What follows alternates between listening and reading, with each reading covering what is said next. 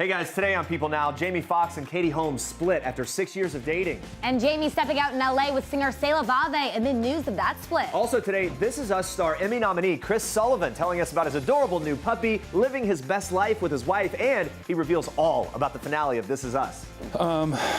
Pretty boring. Ellen DeGeneres defending Prince Harry and Meghan Markle after backlash over the royal couple's use of a private plane. I need a hit tight on me right quick. YouTube stars Nicki and Gabby open up about their new music, dealing with the haters, and going public with personal battles. It's all today on People Now. Let's go.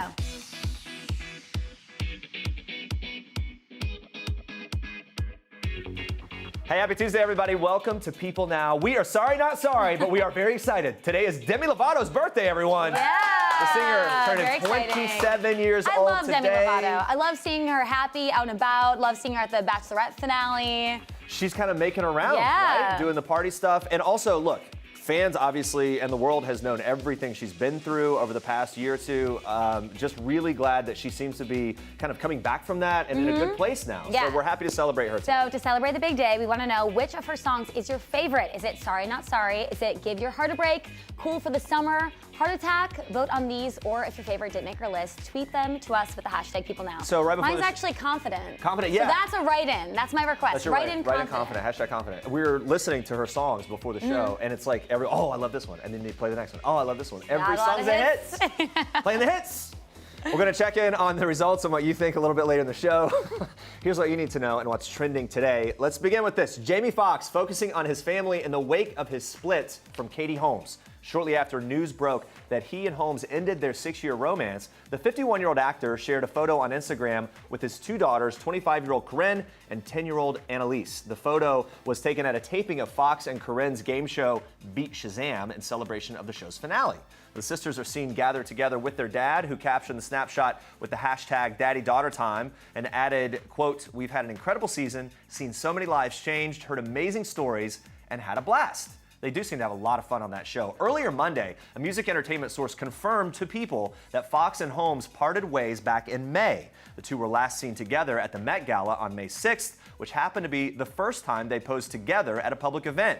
The news of their split comes 3 days after Fox was spotted holding hands with singer Vave on Friday night outside of an LA nightclub. A source tells People Selah is just a girl he's helping out, a young singer.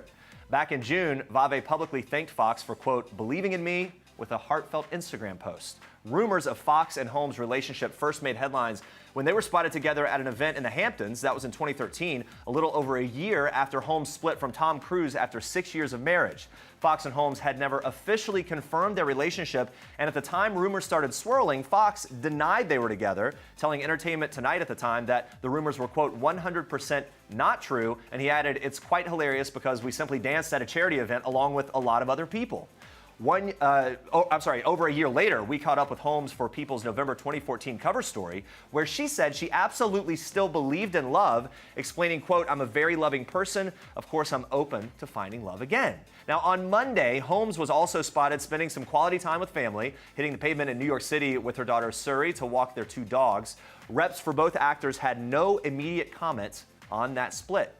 All right, moving on to this. Ellen DeGeneres is coming to the defense of Prince Harry and Meghan Markle after the royal couple were criticized for using a private jet to go on vacation in the south of France with their son Archie. On Monday, DeGeneres tweeted about her and her wife Portia de Rossi's experience with the couple, writing, quote, "Portia and I met Prince Harry and Meghan in England to talk about their work on wildlife conservation. They were the most down-to-earth, compassionate people. Imagine being attacked for everything you do when all you're trying to do is make the world better." That was her statement. Meanwhile, earlier on Monday, Elton John revealed that the royal couple stayed at his home when they touched down in Nice, France, adding he actually provided the plane and made sure that it was carbon neutral. And here's what that means. It typically involves calculating how much your flight generates in greenhouse gas emissions, then financially contributing to a project that aims to reduce emissions by that same amount. John explained that he and his husband, David Furnish, offered up their home and a private jet to the royals because after his friend Princess Diana's death, he feels an obligation to protect the privacy of Harry and his family.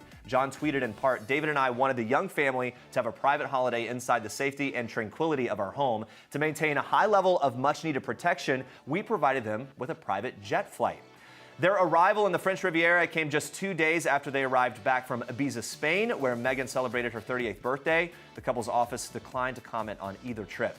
This isn't the only travel on the Sussexes' calendar. They are also expected to use part of their summer holidays to head to Balmoral Castle in Scotland to spend some time with Queen Elizabeth and other members of the royal family. And then next month, they will embark on a long-haul flight to Africa for Archie's first official overseas visit. We'll be watching for that. Now listen to this. So you're a tough guy, like you're really rough guy. All right, after what feels like forever, we finally have a new #1 song on the Billboard Hot 100 chart. Bad Guy by Billie Eilish has officially dethroned Lil Nas X and Billy Ray Cyrus's mega hit Old Town Road after 19 weeks. And the duo is showing that they are nothing but good guys by immediately sending their congratulations to the 17-year-old musician.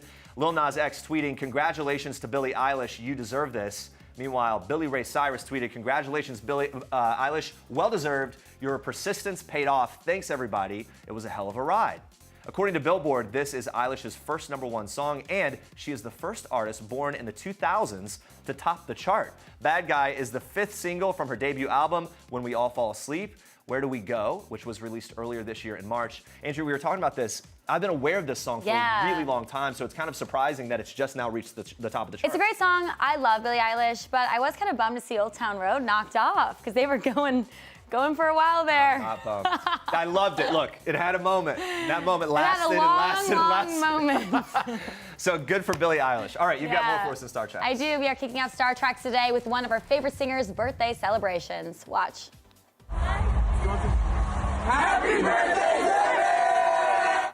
Yes, happy birthday, Demi Lovato. And what better way to ring in 27 than rocking out at an Ariana Grande concert? On Monday, Demi shared a sweet video of Ari leading a birthday chant in her honor at Grande's Thank You Next concert in London. Such a sweet moment there. Demi also shared videos to her Insta stories that captured her time at the concert alongside her manager, Scooter Braun. Looks like they had an amazing fun time, right? That would be so cool. Later that night, everyone headed back to her room to celebrate with cake and candles.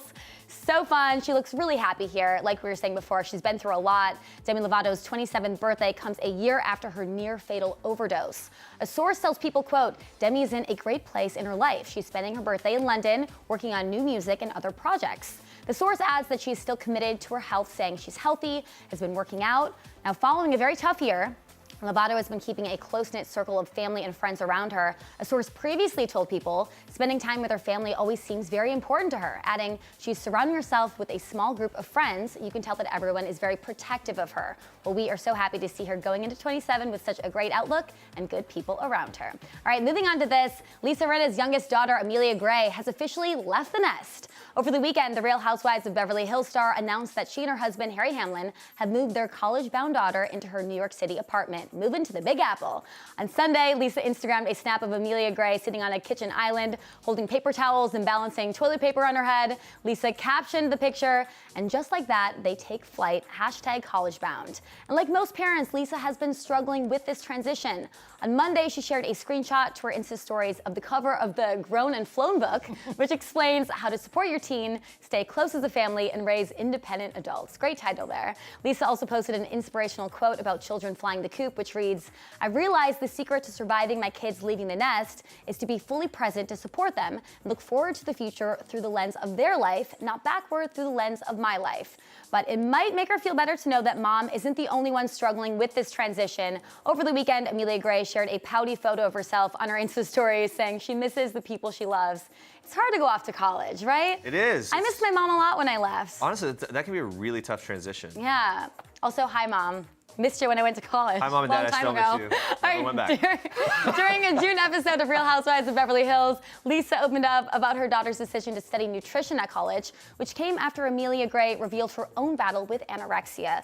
Lisa told her castmates her daughter is, quote, so moved by helping people. After sharing her story, she's become this activist. Amelia Gray first went public with her personal battle with anorexia in 2018 by posting a lengthy Instagram message beside two bikini photos of herself, one from 2017, another taken in 2018. 2018.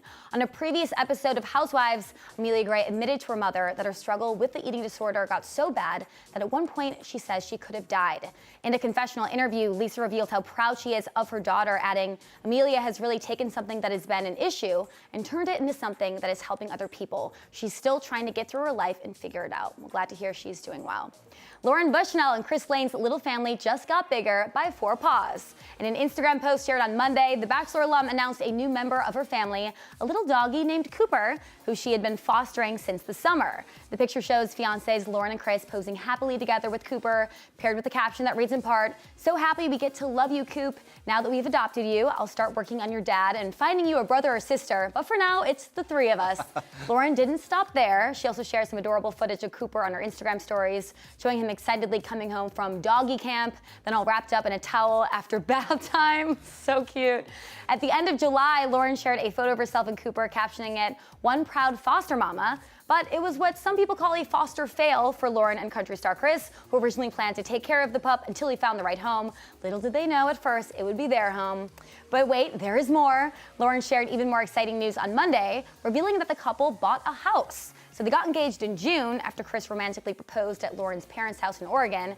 And, you know, as a country star, Chris had to work a little music into the surprise. He paired the proposal with a song for the occasion titled Big, Big Plans. At the time, Chris told people he knew Lauren wouldn't want some crazy, elaborate, crazy proposal. So it all went down at a casual family cookout in Lauren's parents' backyard. I like that. Yeah, I know, me too. Lauren told people that she lost it when Chris got down on one knee, calling her fiance the most thoughtful person. The two moved in together back in March when Lauren relocated to Nashville from LA. Chris told people that Lauren moving to Nashville was the best thing for their relationship and that there is nothing like waking up next to the person he loves. Very sweet. Congrats to the happy couple and to Cooper for finding his forever home.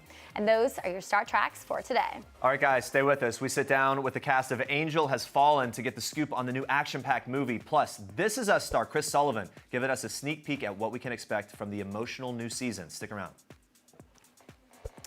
All right, guys, in honor of Demi Lovato's birthday today, we asked you to vote on which song of hers is your favorite in our People poll. So let's see what is taken to here. Sorry.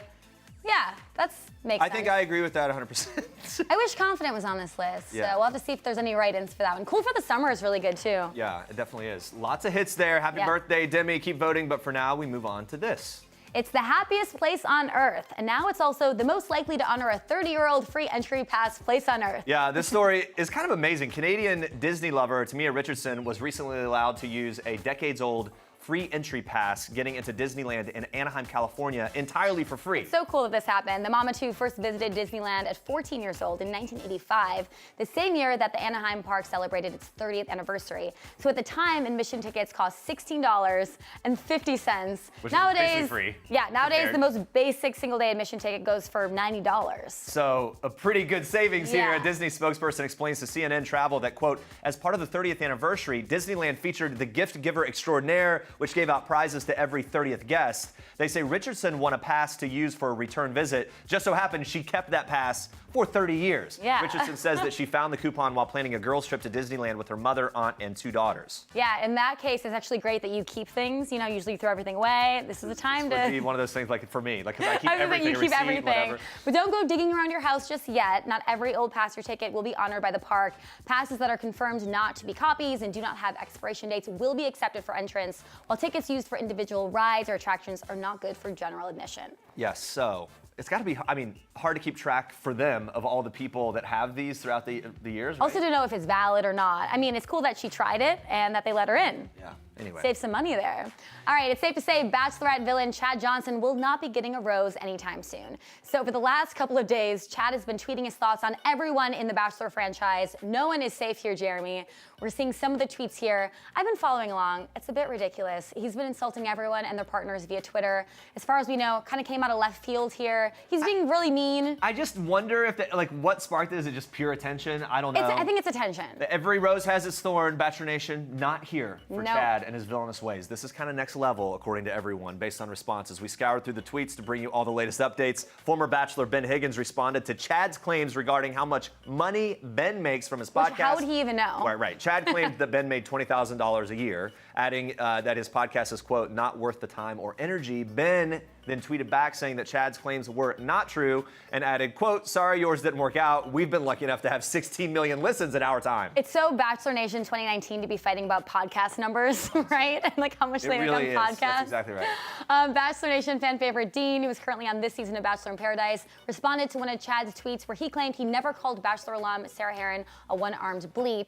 So Chad alleges the audio was cut, spliced, and edited together. Now Chad added that he apologized to Sarah for something he never did. Dean responded to all of that, writing simply, "Congrats on being a trash human." Woof.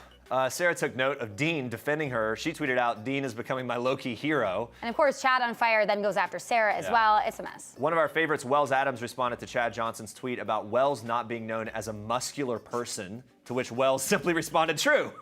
I don't know, what is his end game with these? Is it just, again, He's like just we trying said? to get a rise out of these people, and he is. So I think the best thing to do is just ignore him at this point. He's a nuisance. Yet here we are, giving it all kinds of No attention. more. That's the last we're going to talk about Okay. it. All right, watch this.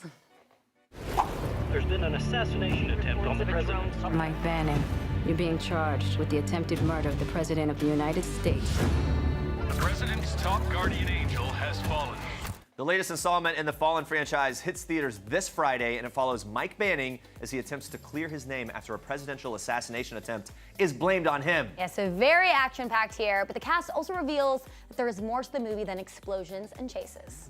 I think often the messages in these movies are, you know, about no matter what the struggles are in life, is about just getting through it, believing, and being able to push through and sit in the fire and come out the other side. That are men and women all over the world that are military, first responders, law enforcement.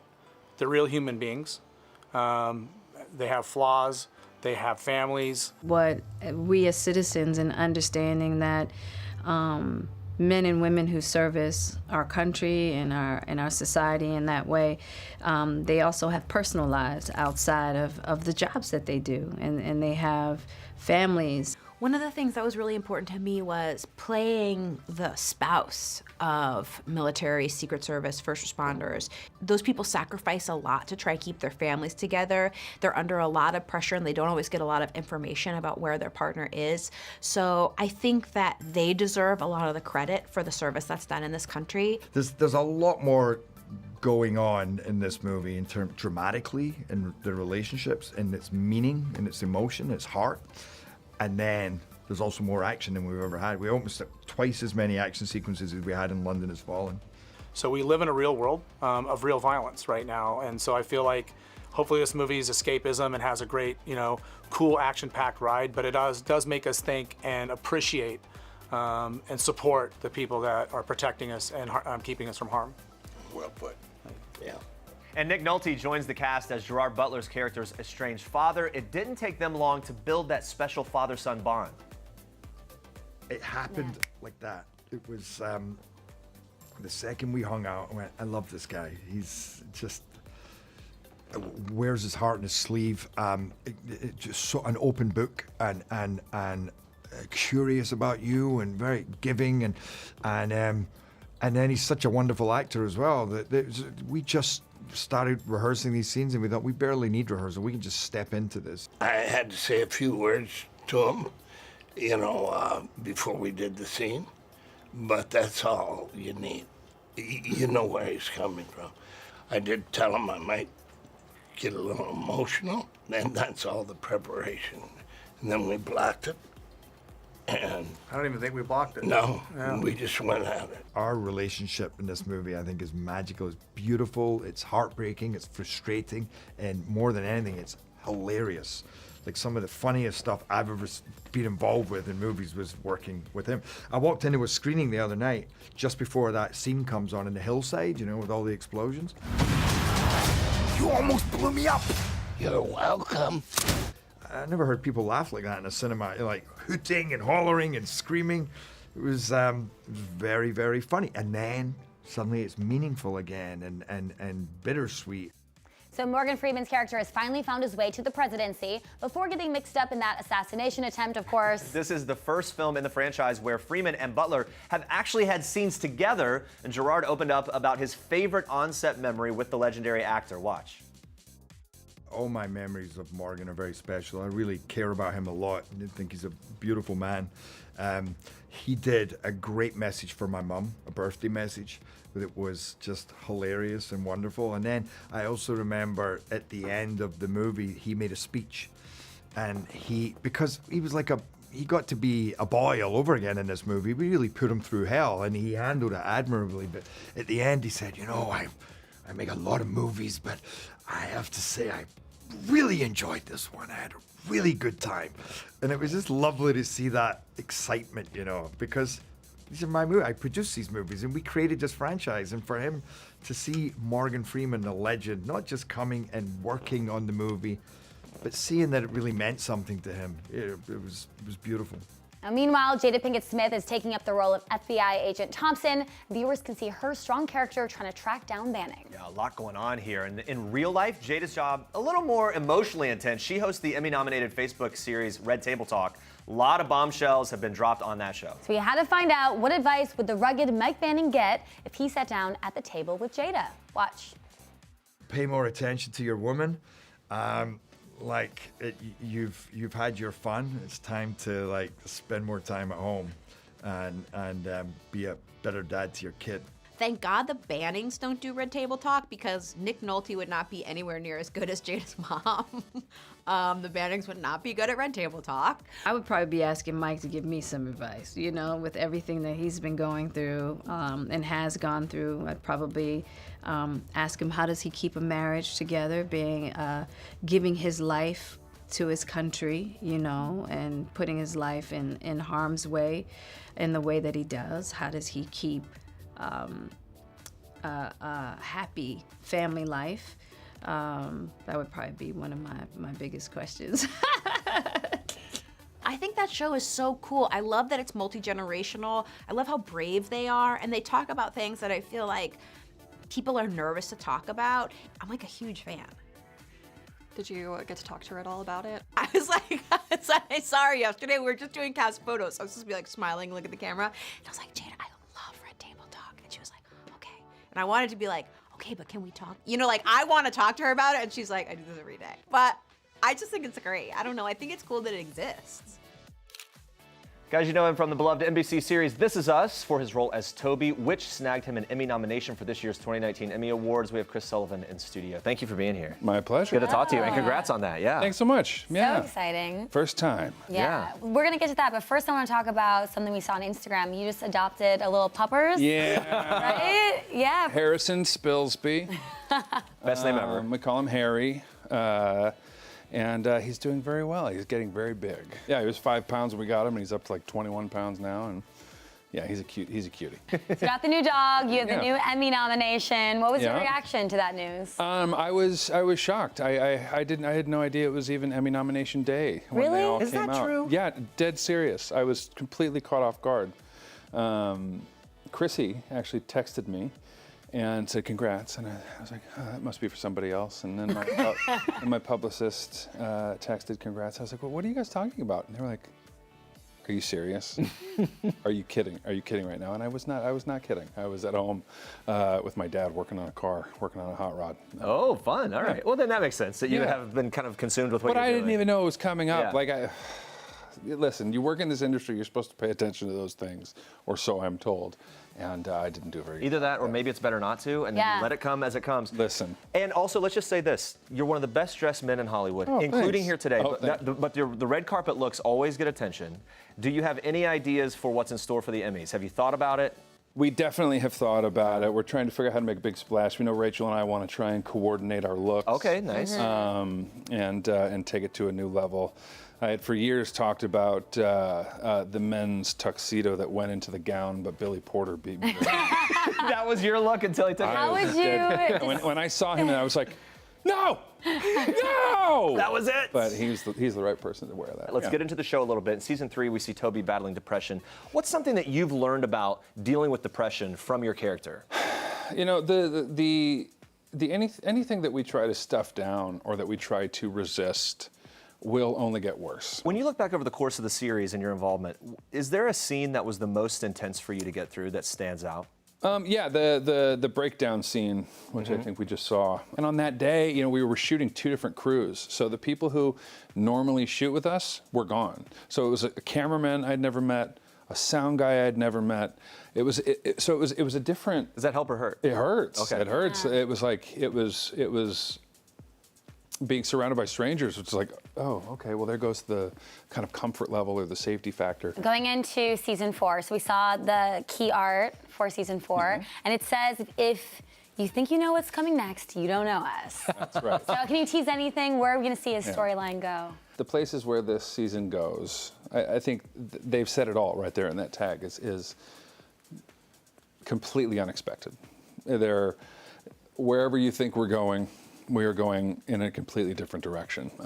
So the way the stories are unfolding is pretty amazing. You know, our writers and Dan Fogelman have done a pretty amazing job over 4 seasons, keeping people surprised. Toby's such a supportive husband. In what ways are you most like him with your real wife, Rachel, and maybe most opposite of him? I am not nearly as patient as I don't know if anyone is. I certainly use humor to level situations. There she is. Look at the two of you. So beautiful.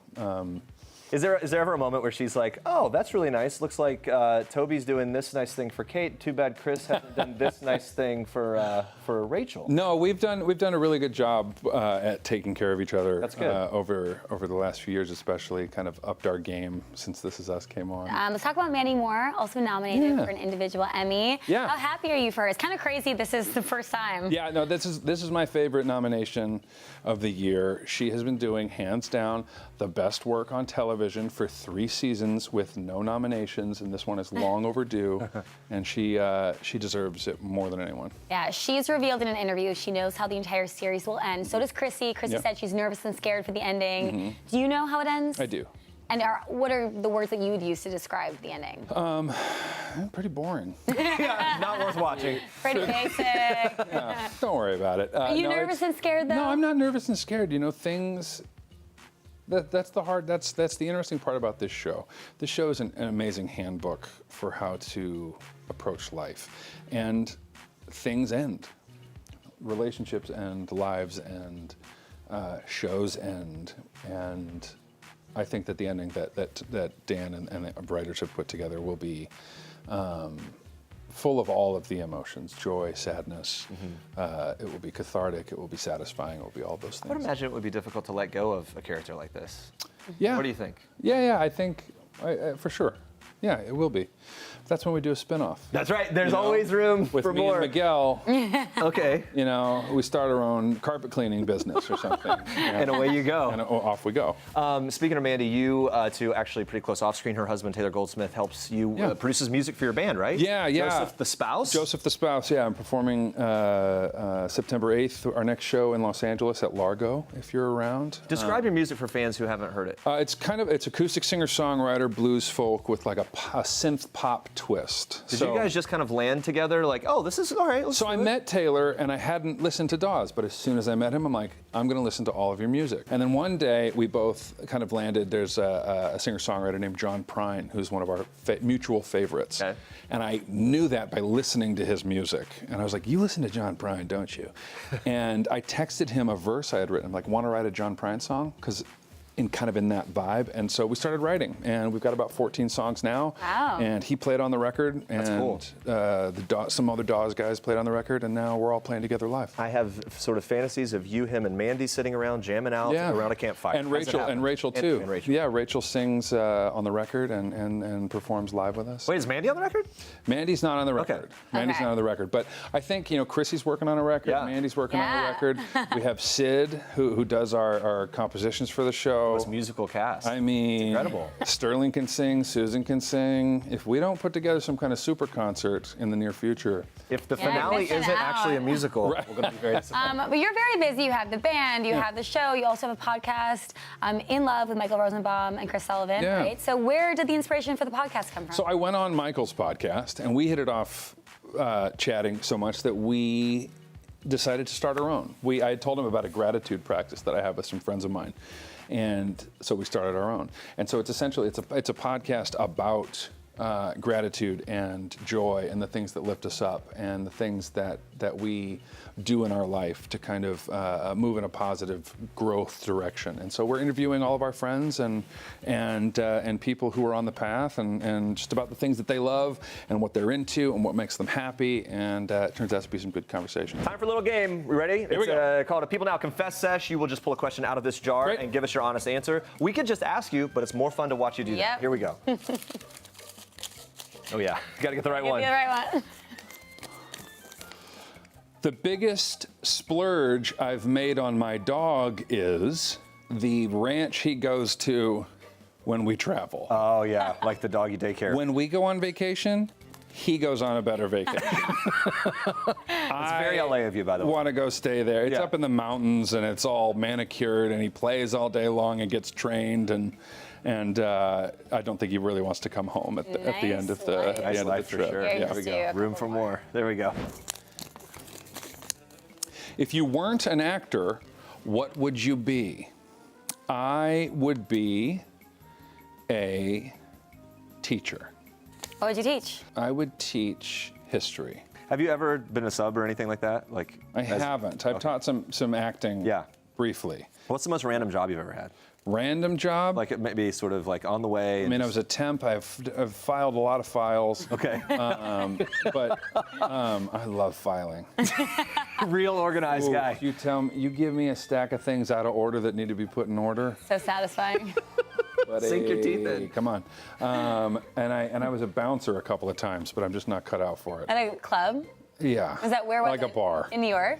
One in Chicago and one in Los Angeles. Are you a confrontational guy? No. Oh, so that's just the worst. Like, excuse me, Never mind, please just don't. Please, could you not? Guys, I've never punched anyone. I've never been punched. I don't know how to. So I would be at the door, and all the people who were the heavy hitters would be inside. The This Is Us castmate that's most likely to break character on set is me. Everybody else is such a professional. One guy we can't rely on. And the one guy you can rely on to ruin a take. Is it during the funny scenes or the really emotional scenes that you will break? During the funny scenes, I'll break. But the emotional ones are when I really want to make the joke. And you can see me just holding it back, like fighting. Don't say it, don't say it, don't say it. But yeah, it's probably me. So good to talk to you. Thank you for being here. Yes, thank you. And you guys, the new season of This Is Us premieres September 24th at 9 p.m. on NBC. Yeah. So check it out.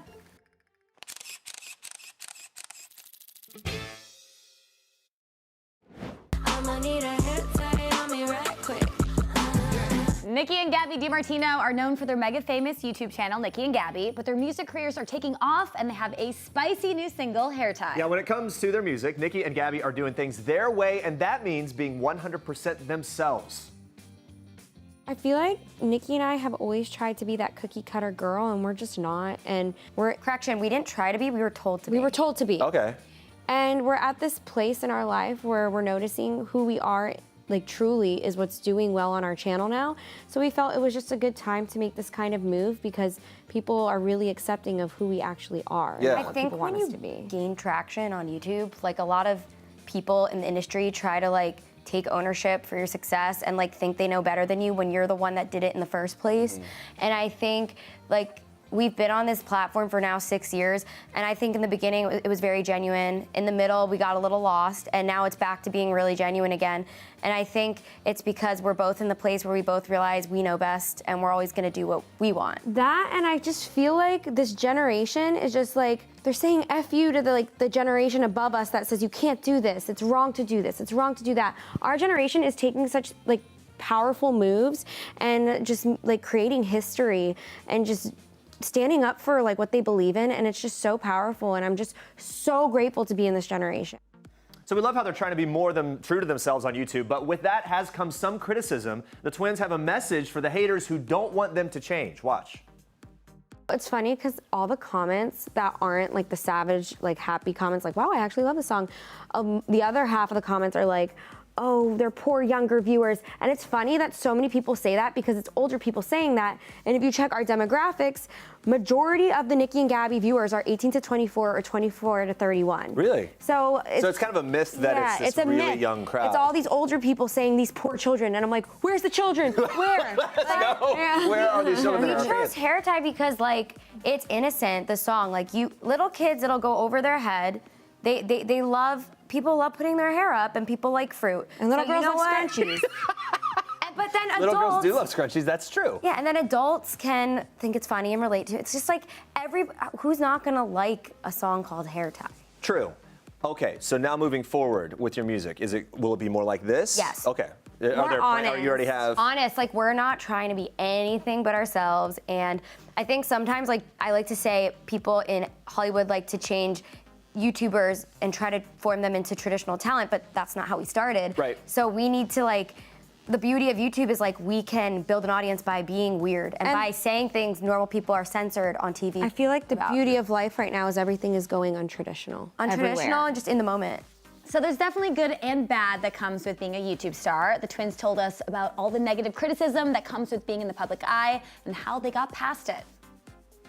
For a while, I let like comments get to me so bad to the point where like I was not myself at all. Like people did, like picked me apart, like who I was naturally, like my nose or my weight or like, I don't know, my hair color, my extensions. Like people just picked me apart so bad to a point where I looked like someone I wasn't. Like 2 years ago, I had blonde hair, I had Botox, like my face did not look anything like I had filler left and right. And I did not look anything like who I was 2 years before that. And for the first time in my life, like the last 3 months, I don't read comments on Instagram. I don't. I go on Twitter more so because all my haters are on Instagram. They're not really on Twitter. And I just surround myself with love, and I like laid off of the things that I was going to like hide who I am, and now I can confidently say the only thing I do now is lip filler. Like, yeah. If I just see anything like stay on Twitter, like getting their army and just trying to make you feel bad, I literally mute people, block people, or even delete the app. It's like, don't even engage, you know? Yeah, we have more on Nikki and Gabby coming up on Friday. They're going to spill about the YouTube video that made their career and one prank that went epically wrong. It was so bad it actually had to be taken off of YouTube. You don't want to miss that. All right, we're taking one last look at our People poll. We've been asking you which Demi Lovato song is your favorite to celebrate her birthday. Looks like Sorry Not Sorry. Cool for the Summer is my favorite of those. But I'm still on the confident train here, Jeremy. Confident train. I guess nobody tweeted that in. Oh well. You're oh well. So wah wah. Hey, I'm gonna take this one for the team. Happy birthday again to Demi Lovato. So pumped. Yeah. Guys, we'll be asking you a new question of the day tomorrow on People Now, so tune in for that. And coming up tomorrow, we are joined live by the world famous Doug the Pug. You're excited for Doug the Pug, I Jeremy. am. Look at that face.